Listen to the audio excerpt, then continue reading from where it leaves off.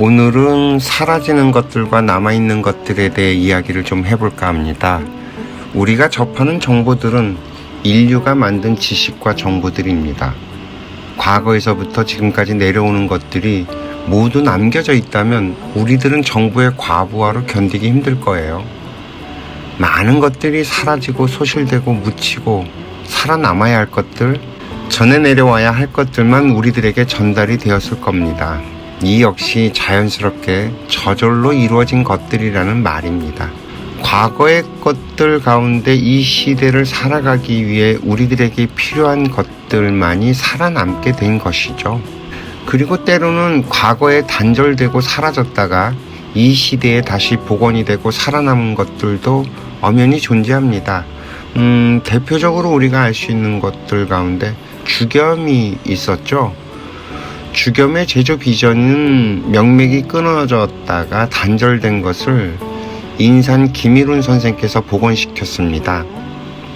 사람들은 연구와 고증으로 복원을 시켰다고 주장을 하는데 이 양반 말씀은 그렇지가 않아요.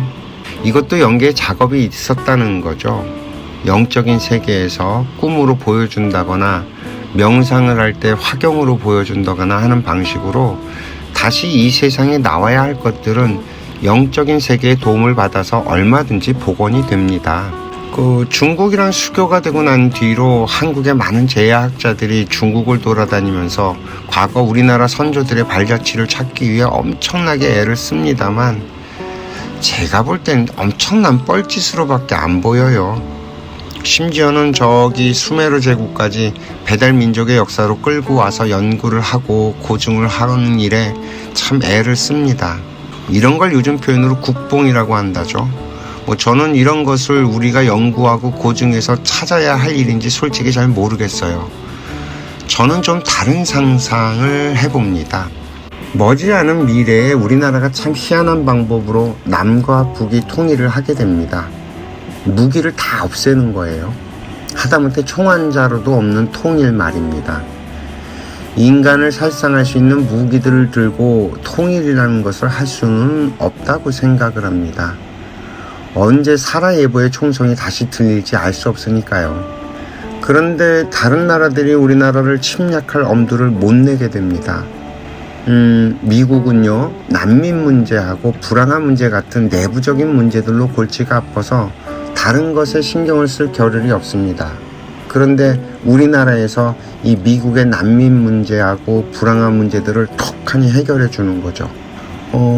바로 멕시코 국경지대에 대규모 공단을 설립하고 대도시를 건설해서 미국으로 향하는 난민의 행렬을 저지시키는 겁니다. 남미에서는 먹고 살기 위해 미국으로 가려는 것인데 미국 국경지대에 있는 멕시코 공단에서 일자리와 교육을 제공하니 미국으로 굳이 갈 이유가 없어집니다. 또한 멕시코 공단은 중국의 의존도가 높았던 미국에게 난민 문제와 의존도 문제라는 두 마리 토끼를 잡는 묘수가 됩니다. 당연히 대한민국의 통일을 전폭적으로 지지할 수밖에 없는 아주 묘수가 되는 거죠.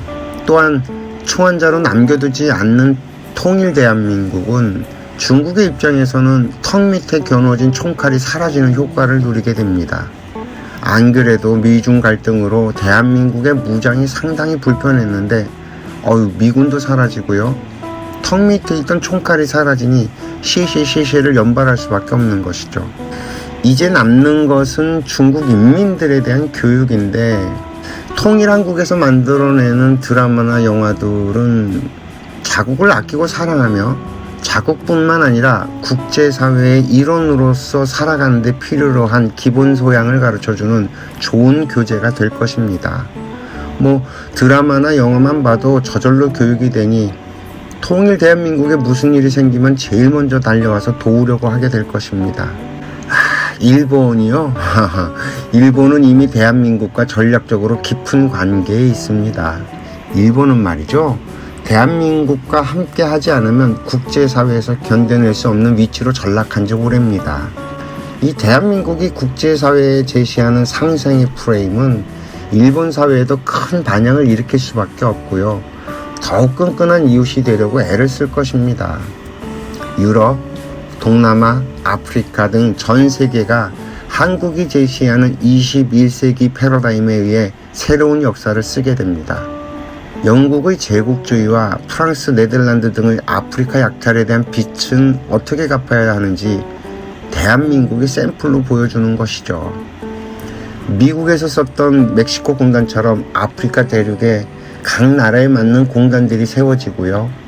더 이상 유럽으로 일자리를 찾으러 생존을 위해 목숨을 걸고 바다를 건널 이유가 사라지게 됩니다. 물론 이러한 기금들은 과거 제국주의로 아프리카를 말아드신 나라들에서 기본적으로 제공을 하게 될 것이고요. 국제기금도 이런 일에 동참하지 않을 이유가 없습니다. 이처럼 지구상의 모든 나라에게 필요한 나라가 된 통일 대한민국은요, 전 인류에게 새로운 꿈과 새로운 삶의 방식을 제공하기 때문에 자국을 보호하기 위한 무기들이 전혀 필요가 없어지게 됩니다. 만약 우리들이 국제사회의 존중과 존경을 받게 된다면 우리의 고대사를 우리가 찾아서 고증할 필요가 있을까요, 과연? 이런 국뽕에 취해서 놀고 있을 시간이 없죠. 오히려 이런 것들은 국제사회의 다른 나라들이 먼저 알아서 연구를 하기 시작할 것입니다. 뭐 이런 괴물 같은 나라가 있나 싶어서 약점을 찾기 위해서라도 진실의 방문을 열어 제끼려고 할 것이고요. 그쯤 되면 우리나라의 고대사가 저절로 발견되고 복원이 되지 않을까요? 저는 우리나라의 고대사가 이때가 됐을 때 밝혀지고 복원될 것이라고 생각을 합니다. 최소한 이 정도는 돼야지만 영계에서도 문을 열어주지 않을까요? 우리의 고대사가 살아남아야 할 이유가 있어야 다시 세상에 드러나고 복원되는 것이지 않을까 하는 생각을 하면서 혼자 재미난 상상을 해봤습니다. 여러분들은 생각만으로도 가슴이 설레지 않나요? 국제사회에 존경받는 나라 대한민국. 어떻게 오늘 이야기가 재미있으셨나 모르겠습니다. 오늘도 시청해 주셔서 감사합니다.